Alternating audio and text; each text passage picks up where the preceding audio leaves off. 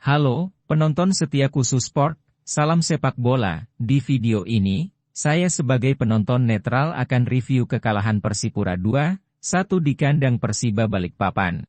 Apakah Persipura bermain jelek? Saya jawab tidak. Masalah kekalahan 2-1 ada pada eksperimen pelatih yang kurang memanfaatkan kapasitas pemain dengan skema 4-2-3-1.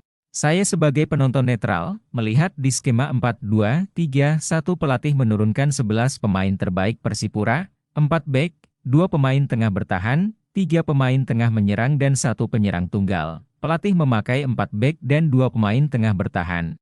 Agar pertahanan solid dan susah ditembus Persiba, dan di menit 10 Persipura mencetak gol lewat heading Rumakiek mendapat umpan bek kanan Syaiful. Mari kita main hitung-hitung. Gol Persipura yang dicetak Rumakiek lewat heading bola atas di menit ke-10, apakah melalui kerja sama tim? Saya jawab tidak, gol tersebut lahir dari Syaiful. Melalui tendangan bola atas yang tidak diantisipasi pemain belakang Persiba Balikpapan dan kebetulan Rumakiek berada pada posisi tidak dikawal bek kanan Persiba Balikpapan.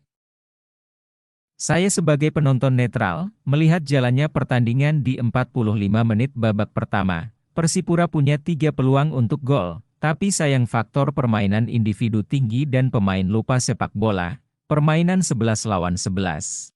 Maka 3 pemain tengah menyerang dan 1 penyerang tunggal harus bermain menciptakan ruang menakutkan di depan pertahanan lawan dan kesempatan untuk menciptakan gol melalui sistem permainan kolektivitas. Maka 3 pemain tengah menyerang dan 1 penyerang tunggal harus bermain menciptakan ruang menakutkan di depan pertahanan lawan dan kesempatan untuk menciptakan gol melalui sistem permainan kolektivitas. Mari kita main hitung-hitungan, apakah organisasi permainan baik? Antara bertahan dan menyerang baik? Saya jawab tidak. Di permainan 45 menit babak pertama, banyak passing salah. Serangan putus karena kesalahan passing, bermain terbuka. Tidak pres lawan ketika kehilangan bola, pemain tengah menyerang minim kreasi serangan, kurang keseimbangan 2 gelandang bertahan. Saya sebagai penonton netral, bertanya, apa Persipura kemasukan 2 gol tercipta dari kerjasama tim Persiba Balikpapan? Saya jawab tidak. Gol Persiba di menit 25 murni kesalahan pemain? Saya jawab ya, gol tercipta murni. Kesalahan bek dan gelandang bertahan kurang komunikatif dan penjaga gawang harus berani ambil keputusan keluar mengacaukan konsentrasi penyerang depan lawan. Saya sebagai penonton netral, di video yang lain, saya sampaikan faktor non-teknis. Lawan terberat Persipura adalah melawan dirinya sendiri. Mari kita hitung-hitungan, di 45 menit babak pertama, ada protes pemain ke pengadil lapangan.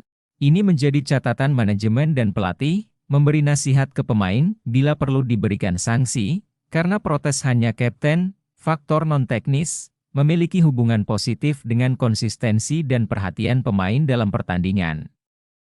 Lihat sepak bola wilayah timur, dengan sudut pandang lain, agar tercipta tim sepak bola hebat, promosikan video ini, agar tercipta perubahan penyediaan infrastruktur sepak bola di ufuk timur. Salam sepak bola, terima kasih.